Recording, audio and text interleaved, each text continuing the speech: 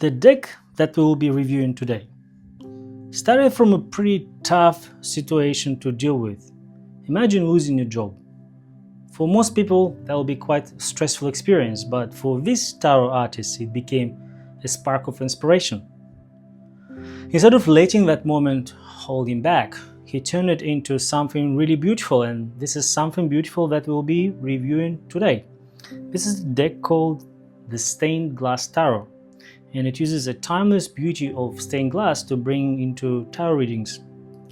It was created by James Edward, and it came from a challenging personal moment and transformed into this work of art.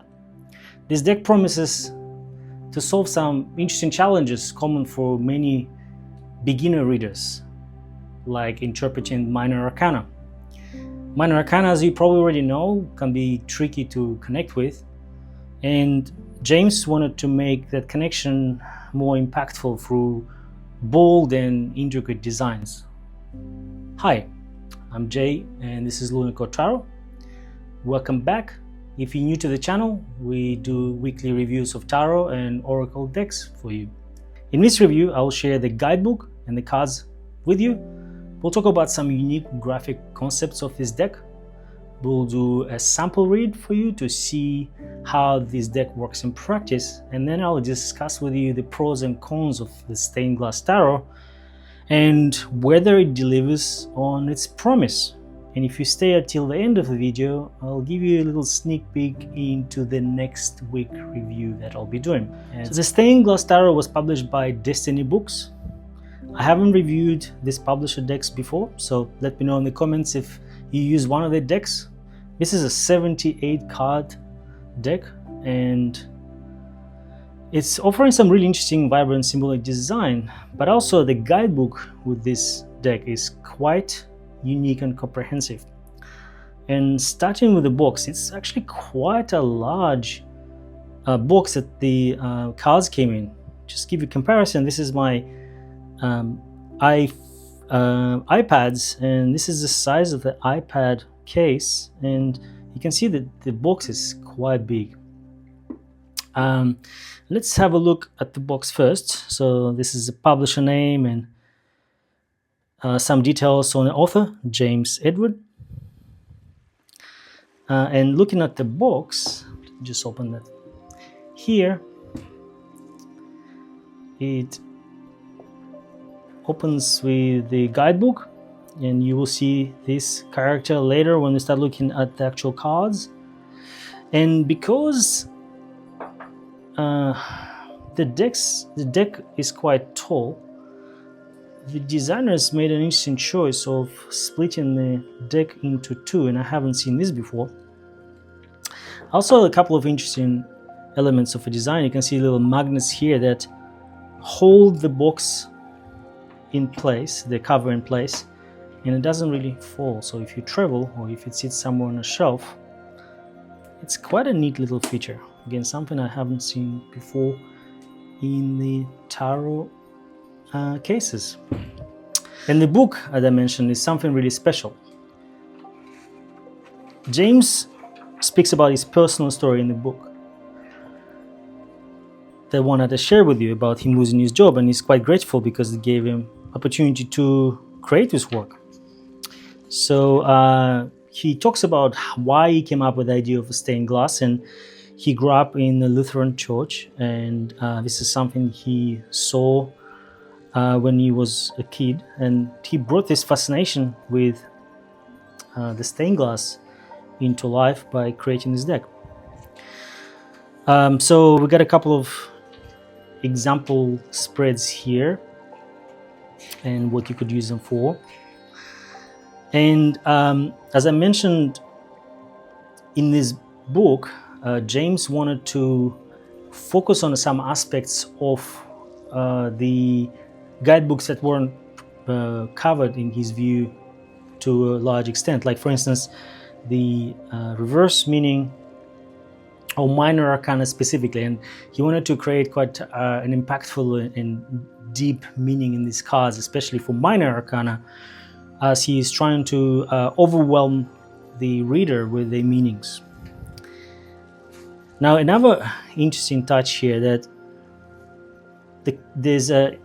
each card will have an interpretation broken down to various ways to organize the meaning of cards, like using numerology and alchemy. But the Carl Jung for me is the most interesting part. As you know, a lot of readers use tarot for archetypal type readings with connection to synchronicity and some concepts from Jungian psychology, and this book is aiming to help with that too. Let me just give you an example here. So for the Fool card, there will be some astrological associations, obscure meanings, but then the Jungian interpretation of the card. And I think it's quite unique, because if you wanted to find something of that nature, you would have to have a dedicated book that talks about it. Now, another interesting touch that I quite like is that every card, this is major and minor arcana, has a little poem that the pages dedicated describing the card of meaning starts. Like, for instance, here, Ace of Wands. And James mentioned in his book how monumental this work is for him when he was describing each card, and you can see he put a lot of personal touch into it. So this is the book, and I'm sure you're here for the actual cards. So without further ado, let's have a look at what they look like. Now, this deck is based on a traditional Rider-Waite-Smith deck structure. So it's a 78 card with starting with 0 with the Fool, and it's got minor and major and minor arcana and the 4 suits, and they're exactly the same as in Rider deck. But there are some differences. For instance, the imagery is quite a departure from a traditional deck, and James talks about it in the book. But there are some similarities still. Now we're going to go through the deck so you get this chance to see what it looks like. Starting with the Fool, the Magician. So this is the character that I mentioned you already met. The High Priestess. What a Slavic looking lady, but you can see still the blue colors from a traditional deck there. The Empress. Got a stern looking lady. That's a departure from a traditional one. The Emperor, almost like a Christ looking figure here. The Hierophant. The Lovers. It's another departure here. It's almost like the lovers have decided their faith rather than the male character choosing between the two. So I think it's in line with Rider deck, but slight difference. I do like this card quite a lot. You still see the horses here rather than Sphinx, and the Rider, this is a female Rider in more peaceful state, I would say, almost like the direction has been already decided. The Strength, and this is one of the cards where one of each that I had with the deck. If you can see here, the card wasn't cut properly, and it actually cuts into the Strength, the name of a card, and on the back you can see it's obviously a defect. But this is one of the design choices with this deck, right? You see how the card, the print is square, but the corners are round. And it also, in some cases, like here, it's almost like touching the edge of a card. And I think, while I do like the artwork, I think these little touches can be a little bit, I would say this stick out a little bit, right? The Wheel of Fortune,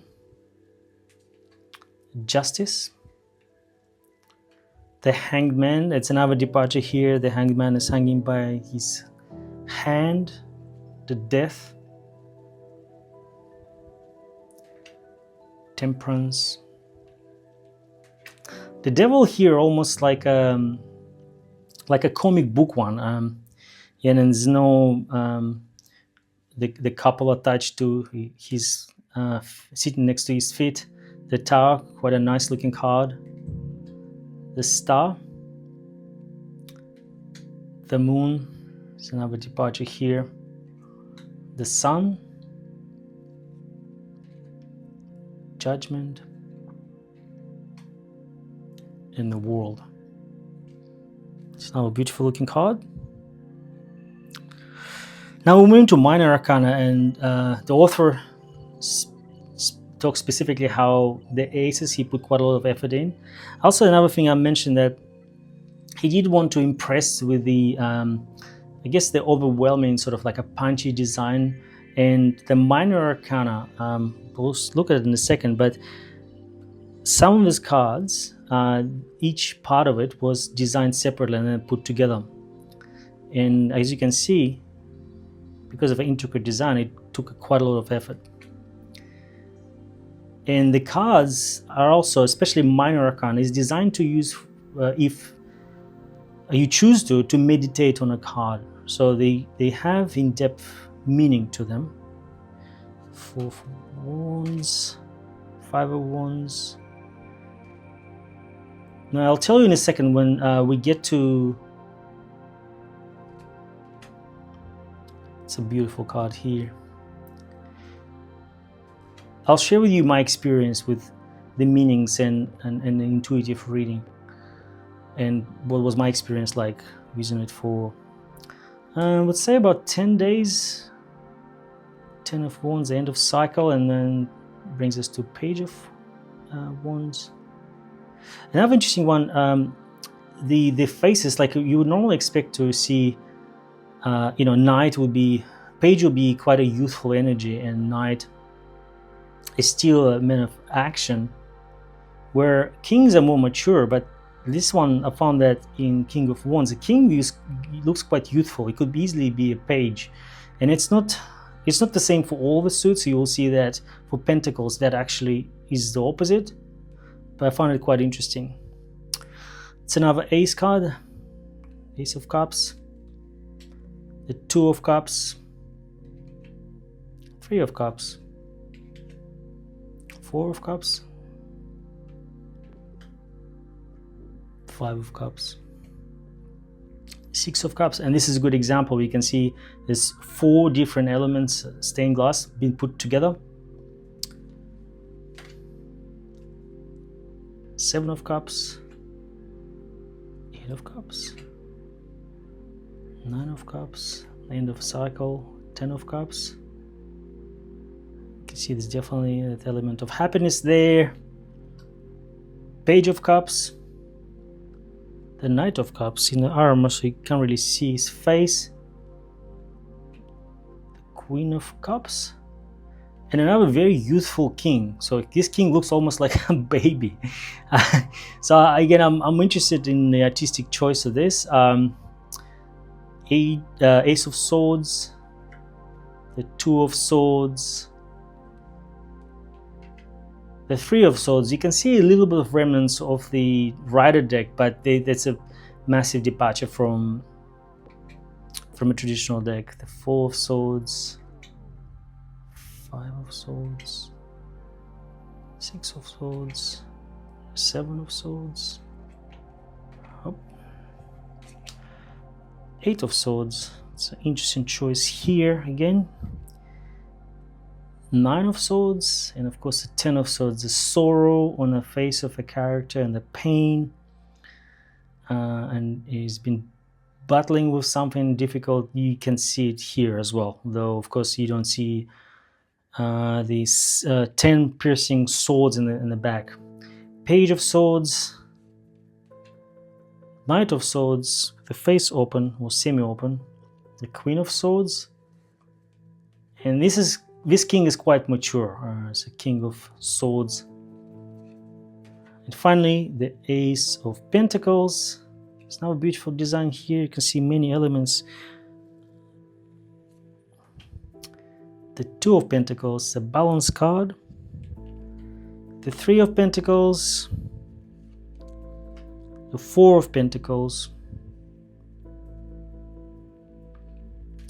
the Five of Pentacles. So now a beautiful design here. The Six of Pentacles. The Seven of Pentacles.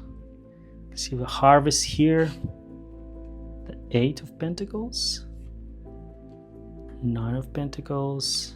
And the ending of the cycle, Ten of Pentacles. Page of Pentacles. This page looks like he's seen some life in him. Look at this. He's worn out almost. He's almost pale. Yeah. So Knight of Pentacles. It's quite youthful, but worn out. Knight too. The Queen of Pentacles, very dramatic expression on the face. And finally, they have a King of Pentacles, and this looks like a traditional, very mature king representing the Suit of Pentacles. So, yeah, quite an interesting deck. Now we're gonna do one card read, and while I'm shuffling, I'll share with you my thoughts on what I think about the deck. So, deck is quite nice. The cards themselves, I think, are they thinner than the Rider deck cards, but it's kind of an advantage because they bend quite easily, and because of that, it's easy to shuffle them, right? I'm gonna choose one card from a deck. Just one card here. Hopefully, something. The Five of Pentacles. All right. Now you get a chance to see what the reading looks like. And I'm just going to quickly show you how that compares to the Rider deck.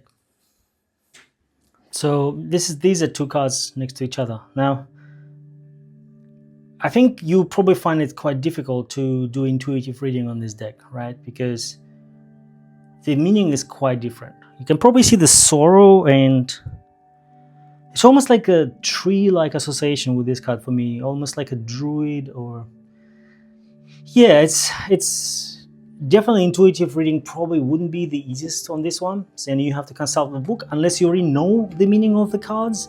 And let's just have a look what it looks like here, right? With ragged clothes and empty hands, you wander through the barren lands. Where once was warmth, all is cold and grey. The world looks bleak as you spirit away. But hope still lingers, a flickering light, that you will find a lit window shining so bright, a sanctuary found in your time of need, to nourish the body and the soul to feed.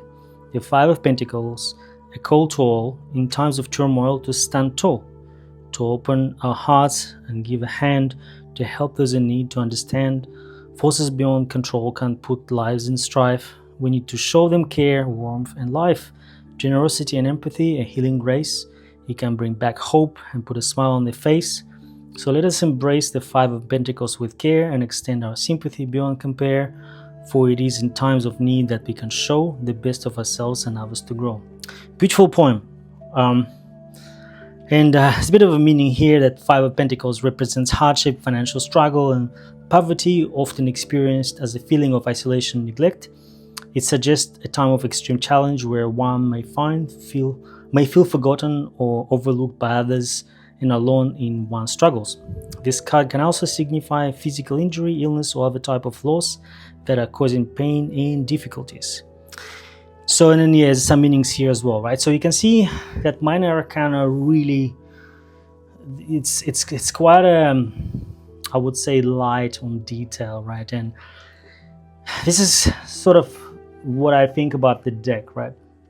It's a beautiful deck, and there's a lot of work went into it, and I think the stained glass itself is quite beautiful. At the same time, I think this deck would be challenging for someone who just started out, the beginners, because it's very difficult to interpret the meaning. Maybe the major arcana cards are okay, but the minor arcana becomes quite difficult. And let me give you another example of that. So here we have 3 examples of cards from the stained glass, and here we have Rider-Waite. So 7 of Wands. So this card represents fighting, standing your ground, fighting off competitors, with similar ideas and passion. And it's sort of, you can see it here, and you can bring some ideas on what's happening there. You know, the guy obviously achieved success now, but now he's been challenged. Where here, I cannot see it straight away. And I think if I was meditating on it without having the knowledge of what Seven of Wands represent, it'll be very difficult for me to find the same meaning here. So I would have to consult the book, or maybe have a prior knowledge of the Rider-Waite deck. Let's use another example here.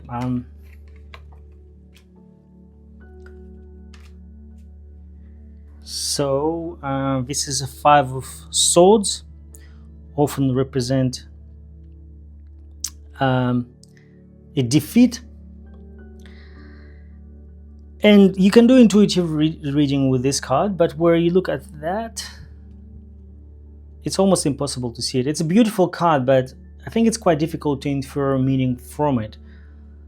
And this is similar to the Three of Wands, often representing looking forward to new passion pursuit, to the unknown. And this is a similar experience to that one too. And this brings me to who this deck is for. I think if you have a similar passion or interest in stained glass, I would say that this is a good deck to have in your collection. It presents really well with the box and really well written book. I would say probably it's not a deck, it's a guidebook and a deck, right? Because the guidebook itself is quite significant. Some meanings there and Jungian interpretation. I think it could be quite a good addition. It's reasonably well priced too. If you enjoyed this video, please like and subscribe. If you would like to support my channel, have a look in the description. There are different ways you can do this. And just quickly, I want to give you a quick preview of our next week video. So we're going to look at Druidic Tarot from my favorite publisher, Los Scarabeo, and I haven't opened this deck yet. I'm going to play with it for a week and share my thoughts on this. Thank you for tuning in, and I'll see you in the next one.